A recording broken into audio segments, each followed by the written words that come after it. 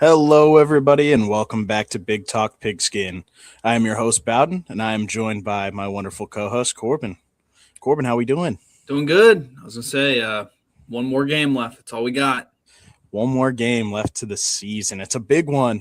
National championship. We got a Big Ten representative for the third year in a row.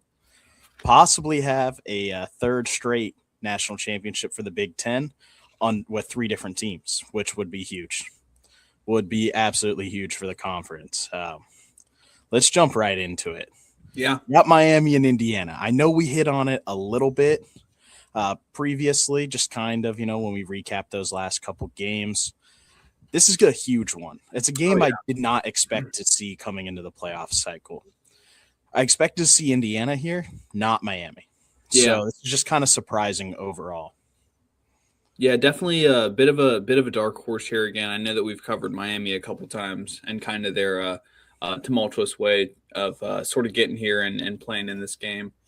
Um, I mean, a great season for them, right? I mean, this is a team that we talked about. We had completely written them off as a team that wasn't going to make the playoffs and was on the outside looking in, right?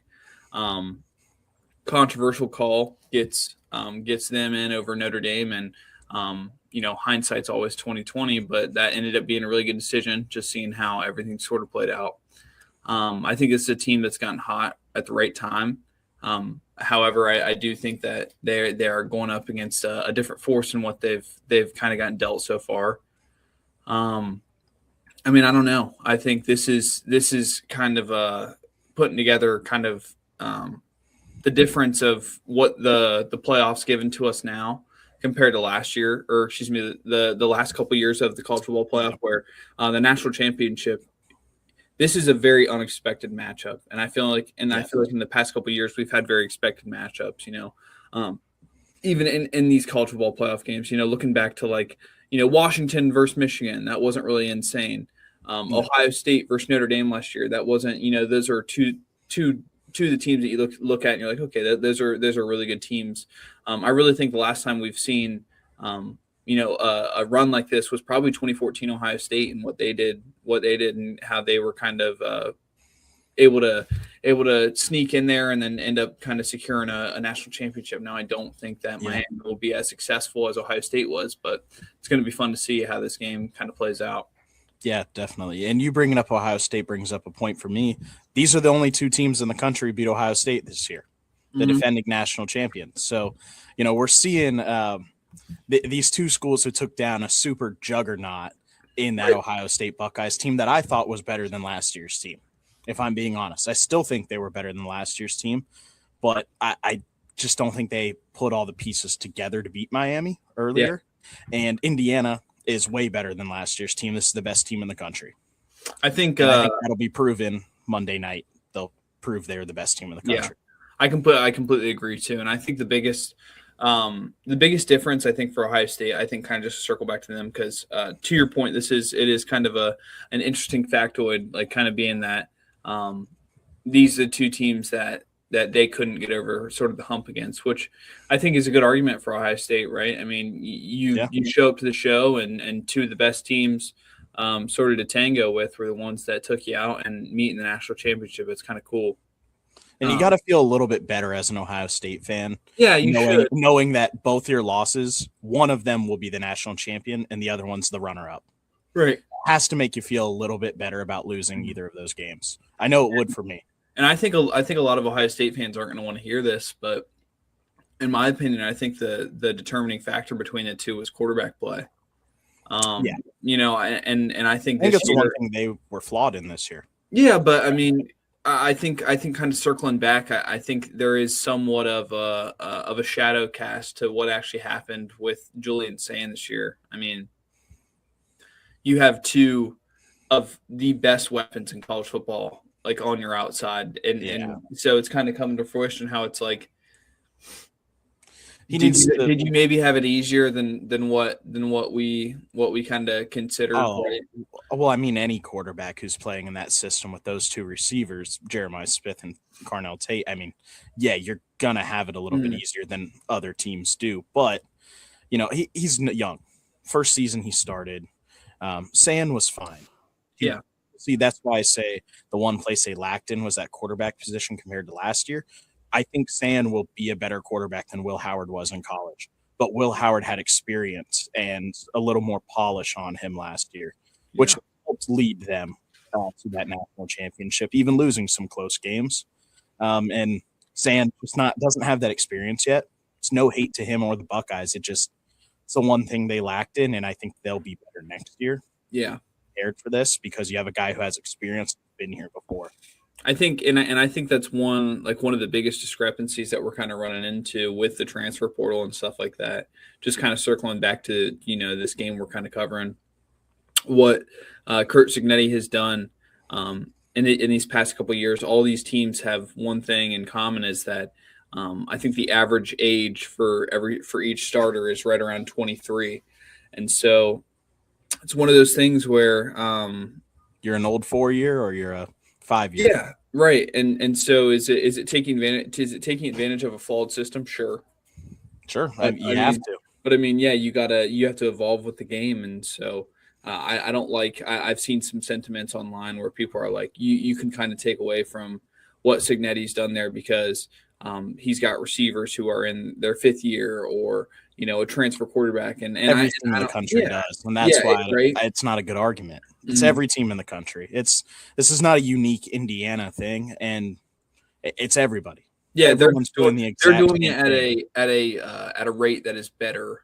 Excuse me. They're just doing it much more successfully than I think they've just brought in the right guys, the guys who fit their program and their system. They're not saying let's go get the number one at each position. They're going, sure, if we land a number one at a position, it's a guy who fits. It's a guy who fits our team, our program, our culture.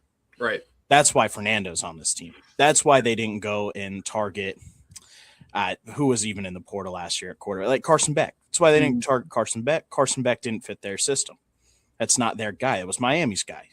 Obviously, it's a little different there. He kind of followed his girlfriend to Miami, but I'm just throwing a name out there, and that's just any name in general.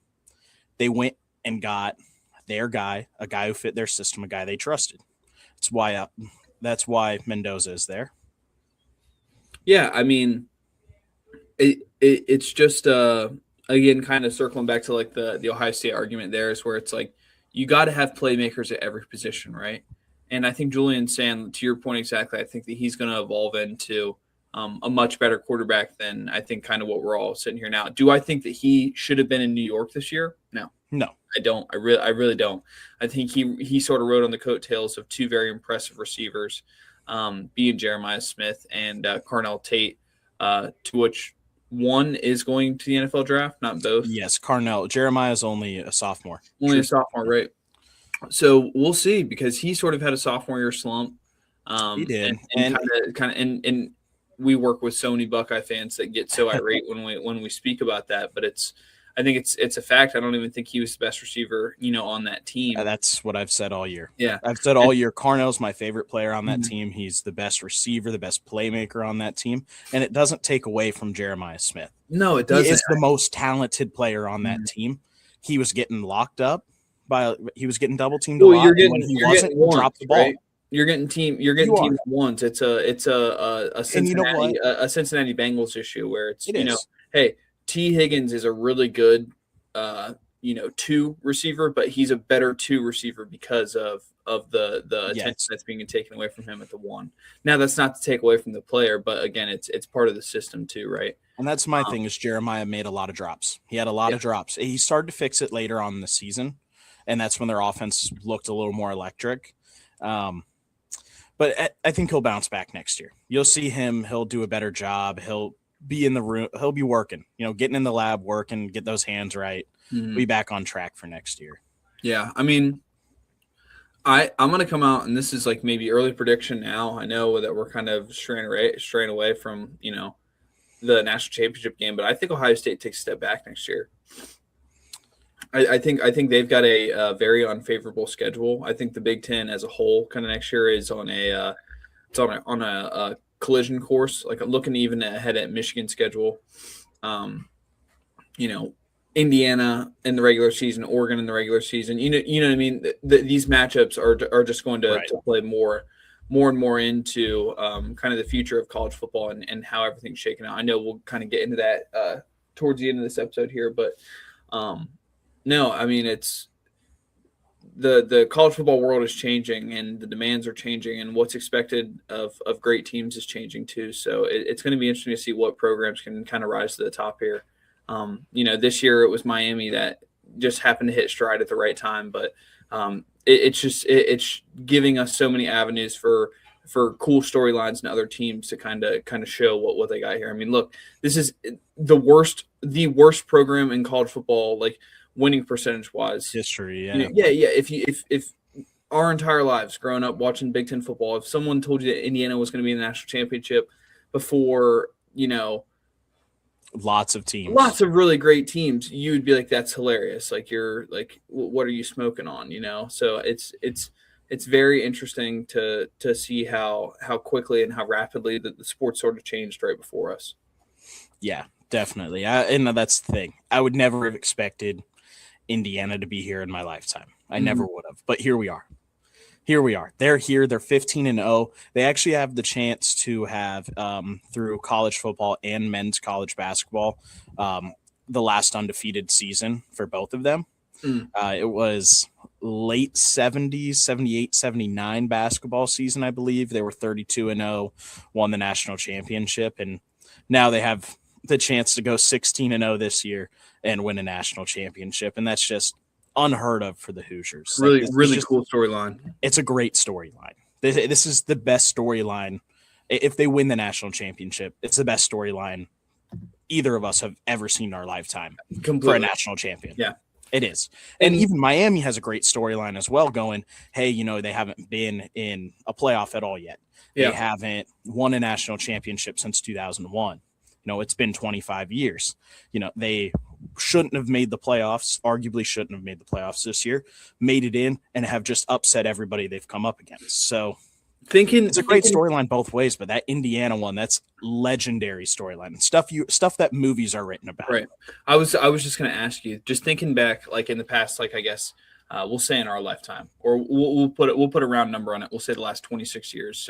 So in this century, do we have another storyline that's even remotely close to this? Like, I'm sitting here trying to think, like, since the year 2000, like seeing the turnaround success, and again, even maybe even not pan out to fruition, but great seasons just out of the blue. Like, I'm trying to think program wise. Like, I know early on, like I think about those early 2000 West Virginia teams that like just missed. They were really good. That just missed maybe make a national championship. I know that, again, we're kind of talking about different fantastic storylines, but even a TCU, I think about TCU and the run they made. Cincinnati.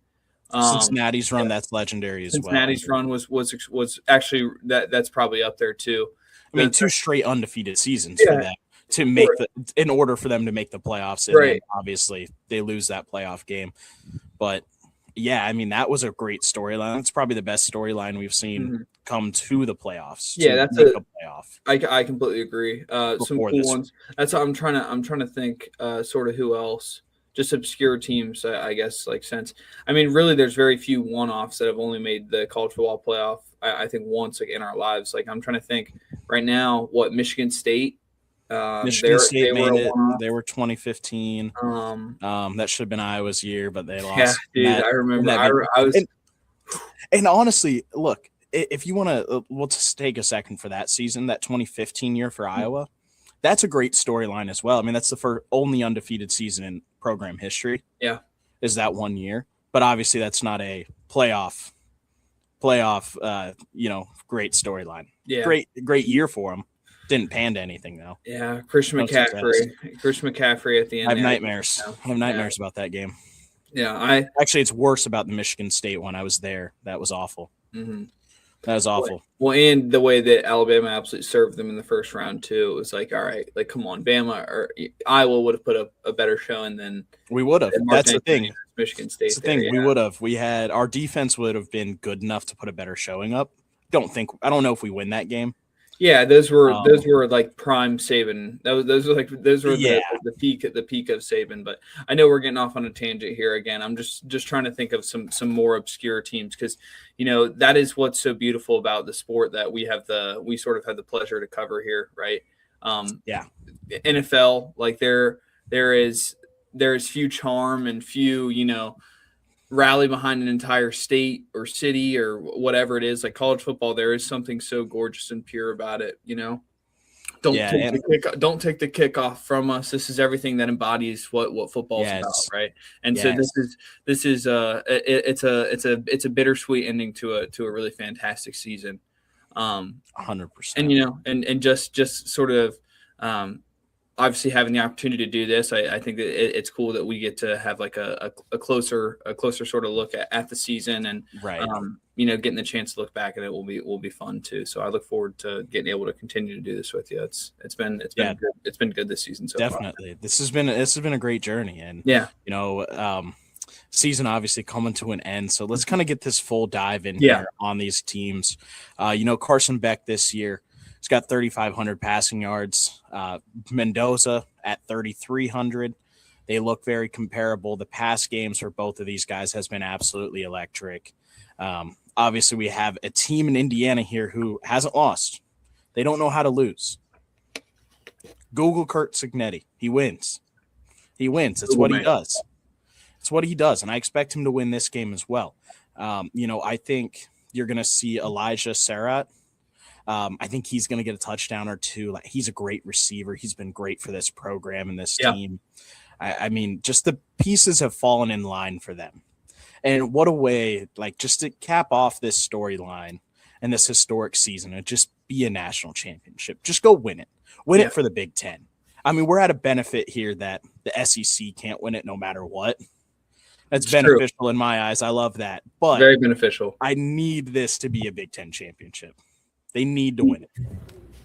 Yeah, 3 years in a row would be really big for us as Big Ten fans. Like, I think that really is starting to show you can almost say cultural dominance. You know what I mean? I mean, college football wise, like definitely, but what Indiana has done, and even going back to the Michigan national championship, Ohio State national championship, then obviously now really flexing the dominance, showing that, hey, we bend but don't break. It doesn't matter who shows up there, but we're going to find a way to get it done. Obviously, Indiana still has to get it done here, but in the way in which I'm speaking there, I think you can kind of understand who I have an affinity for here. But I mean, This Indiana team is just built. You kind of mentioned it earlier. It's built on the back of what Curt Cignetti wanted, like sort of in an individual player, right? And it is showing the cohesion and what you can sort of formulate as. I mean, this guy's a mastermind, right? Oh yeah. And who he's selecting and how he's selecting them. I kind of mentioned it earlier on in today. I mean, the age on this team, it is something that you sort of look at and say, hey, maybe there's some correlation to that, right? If you have some time to sit, and if you're on a football roster, if you're in the college, scene longer, I think you're going to have some more games on your belt, or experience under your belt. Those moments aren't so hard to rise up to and rise to the occasion, sort of thing. So maybe it's one of those, but not a lot of young guys making it. But and that's my thing, is development is huge. You need development, and that's why you have teams like, and I'm going to throw my own team out here. So you have teams like Iowa that are always good. They're always winning. They're always in bowl games. They're always above 500 because they keep their team close-knit together, and they grow with each other. They become older. They go from, hey, I'm going to come here as a freshman, and even if I'm a 4-star, I'm not playing this year. Or I'm playing on special teams, and that's it. Maybe if somebody gets hurt or there's some penalty, somebody gets kicked out of a game, then I'm stepping in. But usually those guys aren't playing much. Right. And then they develop 1 year, they play their sophomore year, and they have this breakout season. They go their junior year, and then they go get drafted, in one of the later rounds. Development is huge. It's not always about coming into a program going, I'm playing day one. Right. Because honestly, I'm tying this in with Michigan now here. Bryce Underwood's going to be really good next year. I hope really so. good. Yeah, I think he will be. But this year, had he just sat this year and we didn't have all this expectation for him, and then he came out next year just guns a-blazing, lights out, that would feel even better than seeing him play the way he did this year and then growing into the guy I think he will be next year. And just a side note on my Michigan Wolverines, we are getting more and more information that has sort of come out about this year and how everything has been handled. It was a nightmare. Like it's coming out. It's coming out that coordinators weren't speaking to each other for months at times this season. Not only that, Bryce Underwood had no dedicated quarterback coach. The fact that Kyle Whittingham was able to come in there and sort of retain the amount of players that he has. Because I know the last time we kind of touch on Michigan, and again, this will kind of be the last thing I say about it, but the amount of players, the absolute plethora of players that decided to enter the portal and have impressively sort of redacted or have decided they're going to come back to Michigan, it's an astonishing number. So that's something that I'm really looking forward to see, again, sort of the development on him. But to your point, when you throw these young guys into the flame, it's a real sink or swim situation, and it's been done before. Going back, or Manziel, like Jeremiah Smith last year, he was really good. Yeah, but some situations and sometimes the talent of a player can't sort of make up for the magnitude of the situation, right? And so I think that's what you kind of run into. But yeah, no, it is interesting to see how the building blocks of each of these teams have kind of come together. And I know so far I've sort of really focused on, well, Indiana is really, they've got some older building blocks, but look at Miami. I mean, it's the same thing. Today, I saw in a press conference today for Carson Beck, a guy asked, he's like, well, your time on campus, is it sort of weird getting amped up to play a home game sort of here? And Carson Beck kind of laughs and he's like, oh, that's hilarious. I graduated 2 years ago. I haven't had a class sort of, I haven't had a class in 2 years. And so it's just one of those things you have to be enrolled. This guy has some sort of online graduate class. So that's what he sort of followed up. He's like, well, I'm kind of working towards a program that takes a little over a year to sort of get developed. So whatever certificate that he's getting from the University of Miami, he's got enough credits. Yeah, exactly. He's got enough credits to play. Right. And so that's what it's about. But I just think it is a very funny dynamic, and and again, just sort of landscape discussion and jargon that I'm hearing. The amount of times I'm saying someone has agreed to terms to come back with their university. I'm like, cut it out, dude. It doesn't feel right. No, it doesn't. No, and I look at these guys like Carson Beck. This guy's a 2-time national champion with Georgia. 2-time. Now, did he play in those games? No, he didn't. He's still got a ring. He has 2 national championships. He's got 2 rings. Yeah. He's looking for a 3rd. That would be insane. There's not many people that do that. And then you go and you look, this is a home game for them, like you had said. They're playing at home at Miami. It's where they play all their home games. And then look at Fernando Mendoza. Grows up in Miami.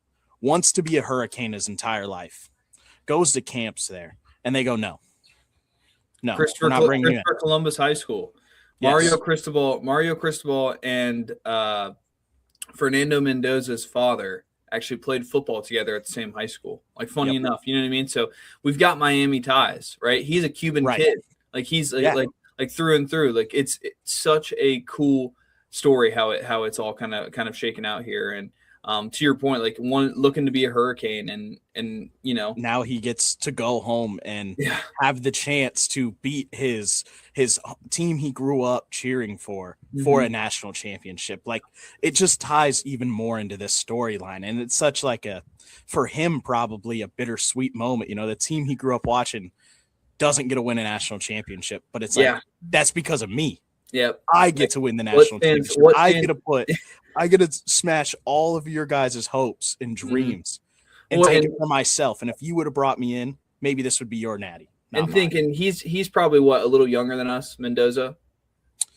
No, he'd be about the same age as us. Okay, it's the same age as us. He's either same age or 1 year younger. So I would assume the same as us. So he's right around. You're right. So he's never and think about it, like right when he's born, like, because I think about, like, just when we're there, it's like Miami is, that's when the dominance. Exactly. So it's sort of the tank, the fall from grace for that name in college football. And so it is interesting to see how it is just serendipitous, a kid from Miami, Florida, getting to play Miami in the national championship in Miami for one of the best storylines. Now, I will say that you even sort of going on that spiel there, kind of giving us the rundown of like what we're kind of sitting here fighting for.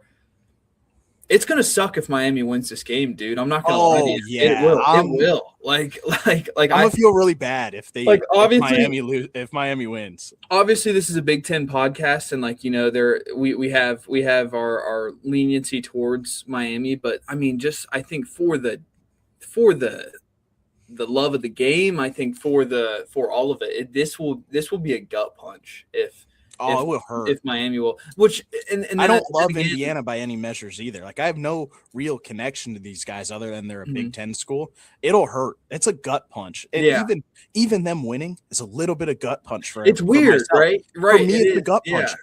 I never, as an Iowa fan, never thought that Indiana would have the opportunity to win a national championship before the Hawkeyes. I didn't never thought that'd be possible. So if they win it, I go, well, there it is. Right, there it is. We still can't get it done. And I but think Miami wins, and I'm like, no, the Big Ten, no, yes, exactly. So I don't win. It's like you're rooting for the good story, but the good story also kind of hurts. Yeah, it's kind of cheering against your own name, sort of thing. And not that I am in the exclusion of like the hurt rule, but I sit there and I'm like, okay, well, at least Michigan has a national championship in my life, because and this isn't me, crapping on you or anything, but if I had to sit here and be like, if Indiana is winning a national championship before my team, I would be upset. I would be. And so that's where I sit there and it's like, hey, maybe there is a little Miami love there, So no, absolutely not. See, I don't know if I've discussed this on here. So my name is Bowden. I'm named after Bobby Bowden, Florida State head coach. This is fair. So I've grown up a partial Florida State fan as well. So absolutely no love in my heart for Miami. I actually really don't like the Hurricanes at all because of that. So completely against them winning. That would suck. I can't let that happen for my. No, yeah. I have mentioned it on here though, is Miami's one of those teams where it's like, it's good for football. 100%. Same as Wisconsin. For football that they're good. It's the same as Wisconsin. It's the same as Notre Dame. They're one of those teams where it's like when they're good, there is like an atmospheric there's like an atmospheric pressure check in the college football chamber, and it's like, hey, we're good. We're good. You know what I mean? Now we had a weird year this year. Like, I'm sitting here, hey, Virginia was a team that was one win away from being in this college football playoff. Vanderbilt. Like two perennial horrible teams, right? And so there was a lot of. Well, Vanderbilt's still horrible for now. Yeah, I would. No, they still are. I like their right back into irrelevance. Irrelevance, yeah, irrelevancy to straight irrelevancy. I don't know how much Pavia really has to do with it. We'll see. I like their coach. He was in talks for potentially. Yeah, Clark Leah, however he says that name. Yeah. He's a good dude. He seems like a good coach. So. Yeah. But, Pavia did a lot for that squad. But, yeah, he did. I mean, yeah, like I sit here and I go, I've said it before about this Miami team. I don't see any way in the world in which Miami has a chance in this game. And I said this in the Ohio State game too, and they found a way. So who knows? So realistically, now I sit here and look at like, I don't know if I know what I'm talking about now. Now when it comes to Miami, I think you do. I think there are a few things where you have the constants, right? Where it's like, hey, Miami is a game breaker. They go in and what you expect and what feels true, it can be sort of yanked right out from under you, right? And they've proved that. Like Texas A&M, I was like, man, they are going to have a hell of a game against Ohio State. Like I remember saying, I had no thoughts in my mind that it was whoa, Miami found a way to do it. Miami found a way to beat Texas A&M. That's a good Texas A&M team. That's interesting. Now that was the second time they played that game, correct? Or am I thinking of? No, they didn't play. Notre Dame played Miami and they played Texas A&M. Okay, yes. So that's where I'm getting screwed up there. But Yeah, No. well, and I think I said this about Miami when we kind of recapped those games was Miami showed us in the first round that they can play solely defensively. They showed in that game against Ohio State that they could kind of play balance. They can show some offense, show some defense, and then that game against Ole Miss where it was like all offense, no defenses were being played. Like they know how to play at all these different levels. And Finding ways to win. Yes, exactly. They have found ways to win by playing different styles of games. Indiana, they've done it too this year. I mean, Ohio State, that's a close game. Oregon, close game. Penn State, close game. Iowa, close game. But Oregon, the second time, beat the brakes off of them. And they're good. They're real good. They are. There's nobody compares to this team this year. Nobody this year, that is. Yeah, I mean, see all this talk about 2019 LSU versus this Indiana team. Let's be real here. Game would be good for the first half, and then 2019 LSU would absolutely take over. I completely agree. And me and you have had this sort of discussion before, where what's going to come from this game is going to be really telling about what sort of happened. Was this a culmination of everything, the stars sort of aligned? Because 2019 was one thing and one thing only. 2019 was Joe Burrow. Yeah. Joe Burrow and the weapons that were on that team. Yes. I will say that first and foremost. Jamar Chase, Justin Jefferson, all the studs on the defense. People love to forget Thaddeus Moss on that team. Like seriously great athletes, right? And I think in my lifetime that's the best college football team I've ever seen. And I like to think that's partially biased because I'm a Cincinnati Bengals fan, but I watched the Michigan Wolverines. I watched the Michigan Wolverines win a national championship, and they had a very, very, very good team that year. And so it's one of those things where this is Signetti's team. Oh yeah, this isn't a quarterback's team. Exactly. This is the guy at the top of the helm. And Mendoza won. Put the pieces together. Right, and Mendoza winning the Heisman. I think it was more of like an award because of the situation sort of thing. Like any other year he doesn't win it. It was an awful year statistically, I think, college football wise, and strangely correlating. It's the same way NFL wise. Very, very underwhelming. Just on the not a single 5,000-yard passer in the NFL. It's insane. It's insane. It's unheard of. And it's the same thing in college football. I mean, these numbers are so very underwhelming. And maybe we've just been blessed with great college football play, like sort of throughout our lives, but. It'll be interesting to see going forward if that's sort of a similar trend, because the competition is only getting better. Hey, the longer you let kids play college football, the better they're going to play. You know what I mean? So it's definitely true. Like I said, development is huge. Development is key, and these teams have done a really good job at going, especially Indiana's end. They retained a lot of guys when Signetti came in. And Signetti brought a lot of the guys he built at James Madison. Yep. So you go, this is a team that is experienced and built by Signetti, and the guys who weren't built up from Signetti were built up other places, and he went, I'm bringing you in, I'm going to polish you in the offseason, and we're going to go win football games. Yep. Miami, they're kind of a sense of, hey, we brought in a lot of guys in the portal. We're going to put our finishing touches on them. We're going to throw some polish on there, and we're going to go try to win the national championship. It's two very similar situations, but Indiana, I'm going to give my final prediction here. Indiana wins this game by a lot of points. I'm seeing this game as like 42-17. I'm pulling up the spread. Right now because that was something I wanted to get. It's Indiana is favored by 7.5. Yes. Yeah, so 7.5. I mean, I think that's a very good line. I think the over is 40. So the over is 47.5. Looking at this right now, I mean, look, if I'm a betting man, I'm smashing the over, and I'm taking the Indiana spread by a mile. Honestly, again, I see this game being like 42-17. Yeah, I mean, I think Miami is going to make it scrappy. I think it starts off scrappy. I think that's what I think it is. I think Miami, what they do well is they know how to stay in games, and we've seen that time and time again. So I don't think that this is going to be a backbreaking blow the way that we watched like Alabama play, the Alabama-Indiana game where it was like this is just outmatched, just blatant outmatched. Well, I'm going to tell you exactly how I think this is going to go. It's the first half is going to end 21-10 Indiana, and then Miami's going to come out and score a touchdown on their first possession and make it 21-17. And then Indiana's going to laugh in their face and go put up 21 more and win 42-17. I don't see it. I don't hate that projection.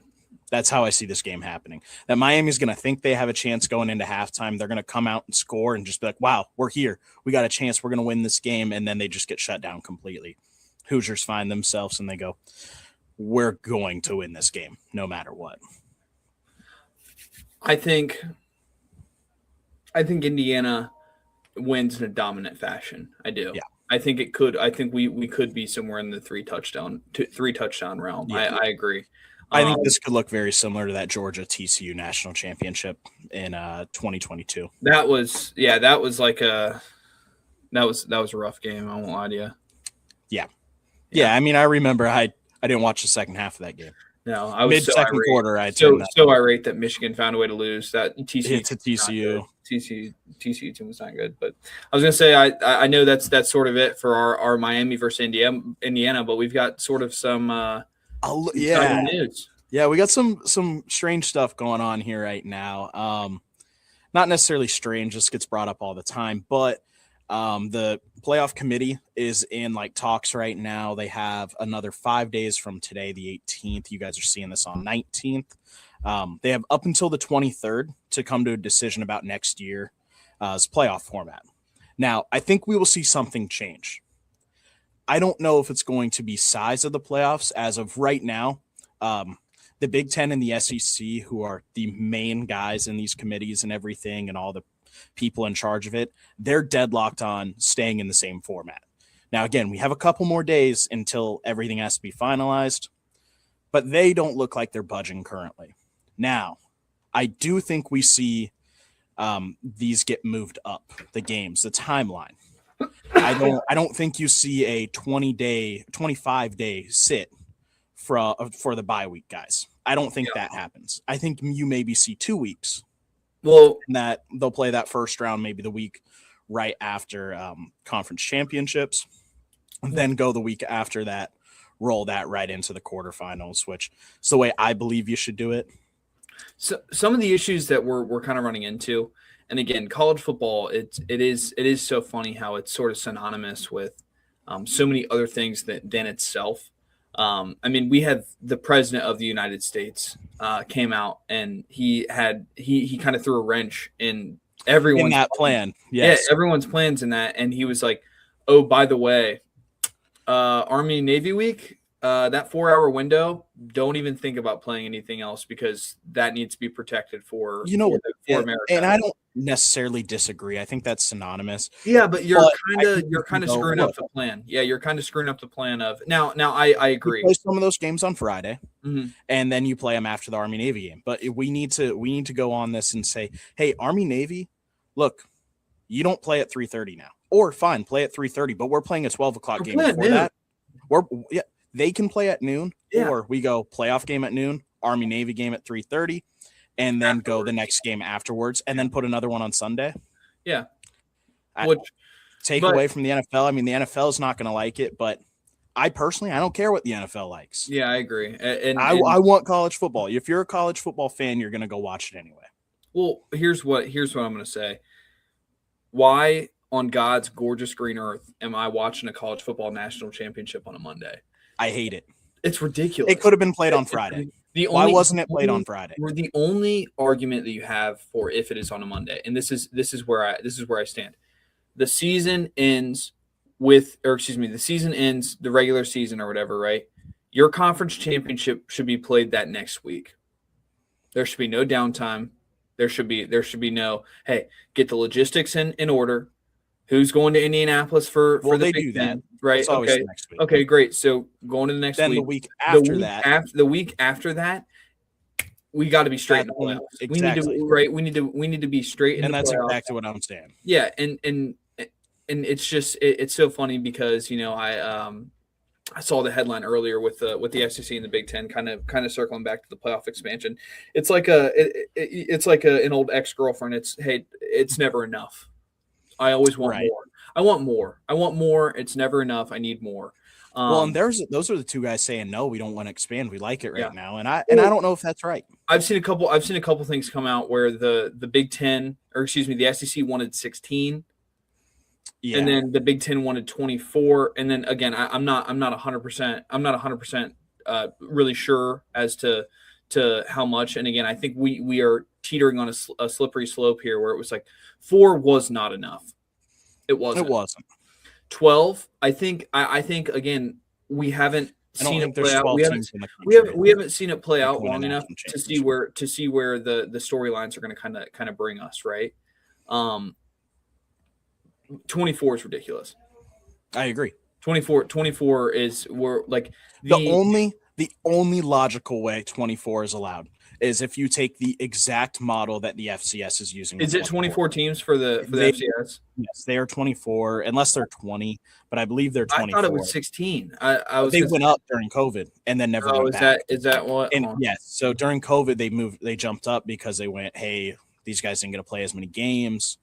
So they kind of expanded it. I believe they're 24. Maybe they're 20. You are right. So it's 24. It's 24 teams, single elimination, yes. 10 automatic qualifiers, 10 automatic qualifiers, conference championships, yes. And then 14 at-large bids. Yes. I mean, that's my thing is if you jump up to 24, it needs to be the exact same way as theirs. Every conference champion gets in, no matter what. Like it or not. And and you need to seed them by you're a conference champion, you get a bye round. That's how this should work. Your at-large guys should be playing in the first round because they're not a conference champion. I don't care about their rank. Yeah. This needs to be – how do we do this in college basketball? How do we do it? It's a little different, obviously, because there's 64, really 68 teams who make it in. But you win your conference championship, you get in. And even if you're the conference champion of the Missouri Valley basketball conference in you're going to go – you're going in, right? But you're also going, hey, there's going to be an at-large bid from the Big Ten who's lower on the Big Ten end, who's better than me, but they're going to be seeded 1 seed lower than me, or even 2, because that's just how it works. It's just how it works. Yeah, it's just my opinion. Yeah, but, no, I think it's going to be. I mean, change is coming. It is inevitable. Oh yeah, I think.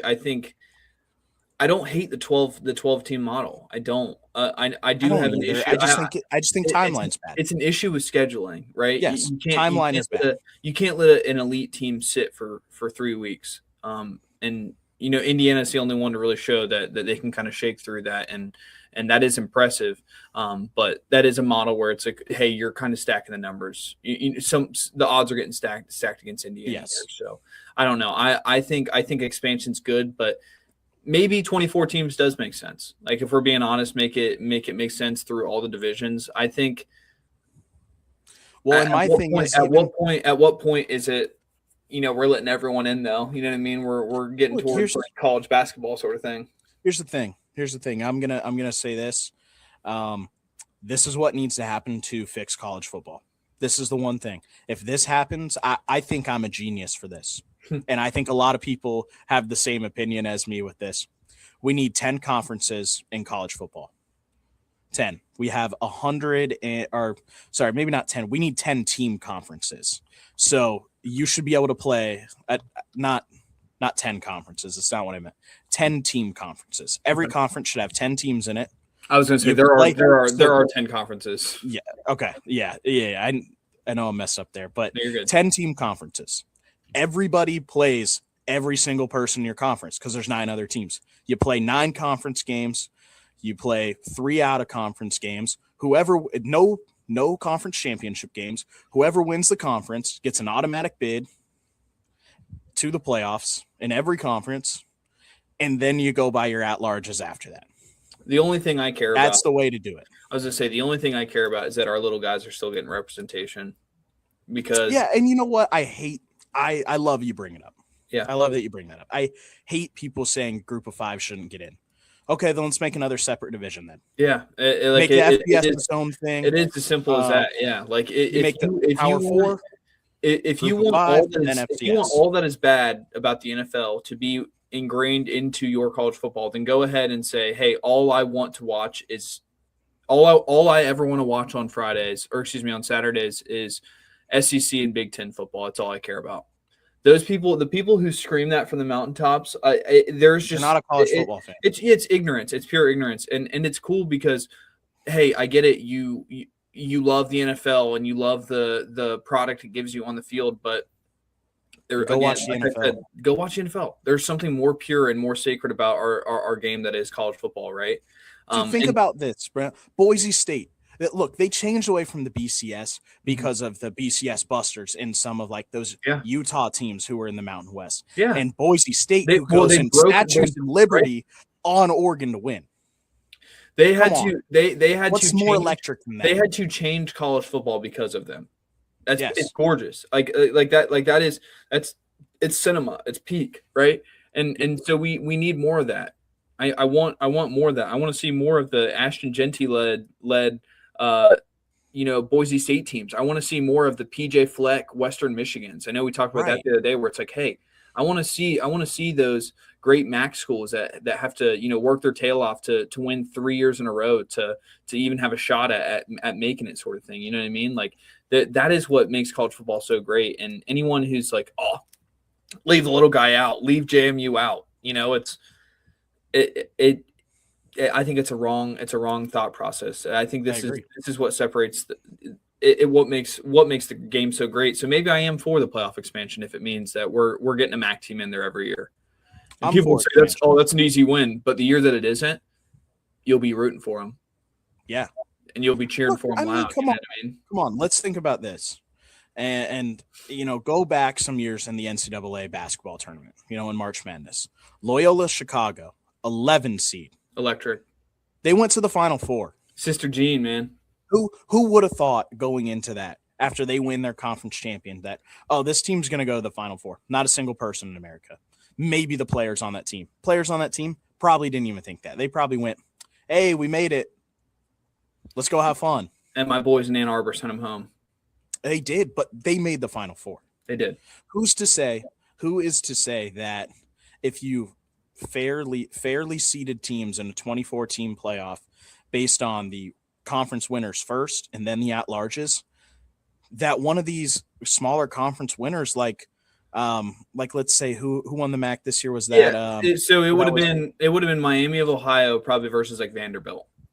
Who's to say Miami of Ohio wouldn't have beat Vanderbilt?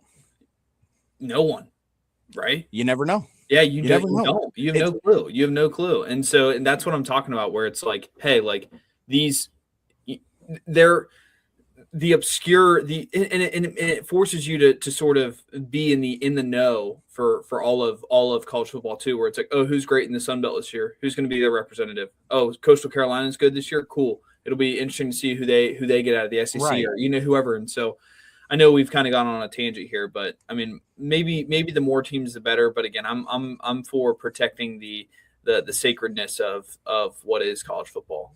I am too. Too. We need it. We need it back. We've lost it with the transfer portal and the way NIL has been shaped. We have no rules when it comes to either of those. No things, regulation. So it's bad. It's bad. Put me at the helm. NCAA, if you're seeing this, you're watching this. Put me at the helm. Commish. Everything will be fixed. Everything will be fixed. I'll do it for 1 year. Put me there for a singular 24 day. 24 hours. Exactly. Put me there for one singular day. I'll fix everything. Just don't reverse it on me. And it'll all be fixed. Everything you want, it'll be fixed. But not nobody, but they don't care about my opinion. And not at all. Not yet. No, but it's been an awesome season. I would say I hope this isn't the last podcast we have covering Big Ten football. This will definitely not. Yeah. Definitely not. We'll run it back. Yes, we will be back on Friday. We will be recapping the national championship with whatever happens. We'll see. Obviously, we're both over here. We are in favor of the Hoosiers. Yeah, we are Hoosier fans. Hoosier down. Hoosier daddy. Go Hoosiers. Go Indiana. Hoosiers. Thank you guys for tuning in, and we will see you next time on Friday. Tune in for the recap of the national championship game. See you guys.